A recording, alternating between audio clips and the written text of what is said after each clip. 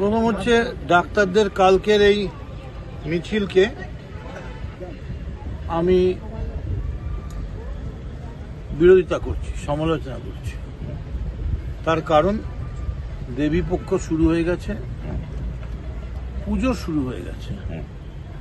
ডাক্তাররা যে মিছিল করেছেন তাতে তো আমরাও হাজির হয়েছি, সামিল হয়েছি। কিন্তু এই মুহূর্তে ডাক্তারদের যেটা বোঝা উচিত, চিকিৎসকরা যদি কালকে মিছিল করেন, কালকে দুর্গাপুজোর আগে লরি অ্যাক্সিডেন্টে, বাস অ্যাক্সিডেন্টে, রাস্তায় ভিড়ের জন্য, জ্যামের জন্য, বিনা চিকিৎসায় অ্যাম্বুলেন্স যেতে পারবে না, ট্রাফিক জ্যামের জন্য হাজার হাজার পেশেন্ট, রুগী, পরিজন তারা অসহায় অবস্থায়। যদি সেখানে চিকিৎসকরাই তারাই নিজেরা স্ট্রাইক করেন, মিছিল করেন, তাতে তো আরও জ্যাম হয়ে যাবে কলকাতার রাস্তা। আমি মনে করি চিকিৎসকরা লড়াই করেছেন, তাদের প্রতি আমাদের আন্দোলনের সমর্থন রয়েছে। কিন্তু মুখ্যমন্ত্রী মমতা বন্দ্যোপাধ্যায় যেভাবে তাদেরকে বারবার আবেদন করেছেন, অনুরোধ করেছেন, আমার মনে হয় সব কিছুরই একটা সীমা থাকা উচিত। আমার মনে হচ্ছে যে দুর্গাপুজোয় দুর্গা মাকে অস্বীকার করে মানবতার পুজো করা যায় না। ভালো, সেটা তাদের ব্যাপার, তাদের বিবেকের ব্যাপার। কিন্তু আমরা নয়।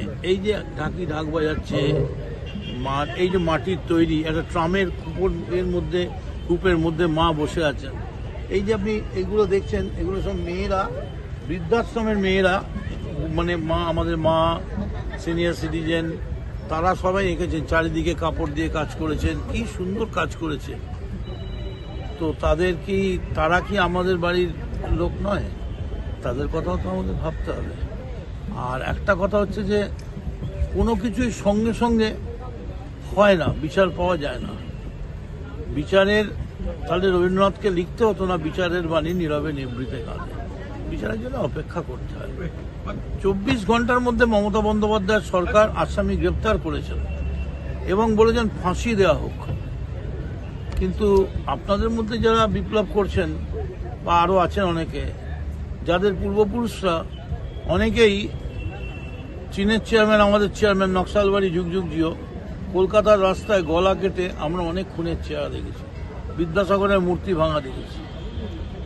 আমার মনে হচ্ছে যে একজন আমার বোন যে হারিয়ে গেছে, তার জন্য আমার চোখের জল পড়বে, তো তার জন্য আমি পদাঘাত করতে পারি না মা দুর্গার মূর্তিকে।